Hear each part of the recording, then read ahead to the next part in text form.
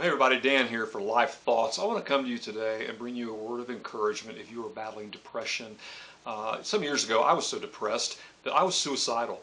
I came very close to taking my own life, and I'm so glad that I did not. But let me tell you what happened as I entered into my 40th birthday, which is around the year 2000. I fell into a deep, dark depression, a bout of clinical depression. My whole world just crumbled under me and around me.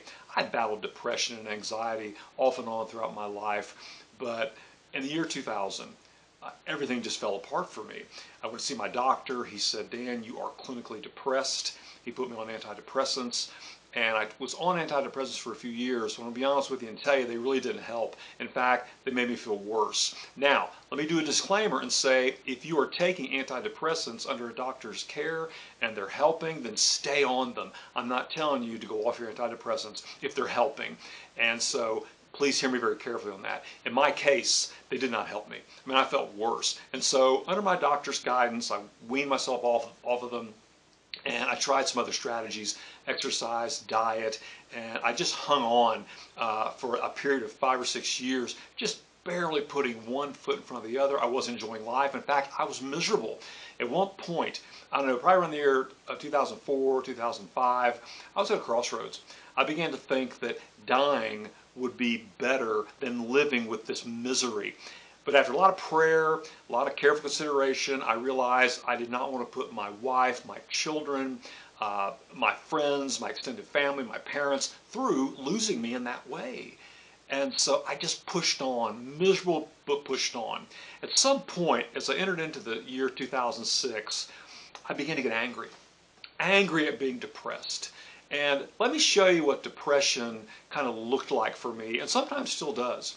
Imagine a dark, cloaked, hooded, faceless character appearing at your bedside in the morning that look like this. It's frightening, isn't it? That's what depression kind of embodies for me. It's that hideous, frightening looking character. And so what I started doing was each morning, it's like that character was at my bedside, daring me to get up, daring me to face the day, telling me you can't do it, you may as well end your life, may as well kill yourself. Well, I got angry.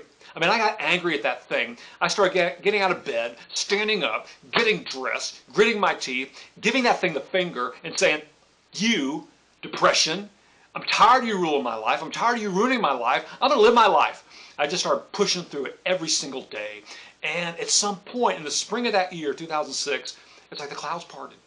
I started feeling better. I started thanking God for that. I started praying, exercising, eating right. And almost 25 years later, I'm so glad that I did not end my life because I'm living my best life now. So if you are depressed to the point of suicide, let me encourage you, don't give up. Don't give up. Hang in there. It's going to get better. Imagine yourself in the future living your best life. I got there. With God's help, I got there. Grit, determination, telling depression to go yourself. I'm not living like this anymore. And sometimes that specter comes back. There he is again. And when he reappears, I say the same thing. Get away from me. Get away from me. Go to hell. Depression. I'm not doing this anymore. And I started living life. Now I'm enjoying life. I'm semi-retired. I've got my life groove on. But don't give up, my friends. Keep living life. It's going to get better. God bless you. Hope tune again sometime soon for Life Thoughts. Have a great day. God bless.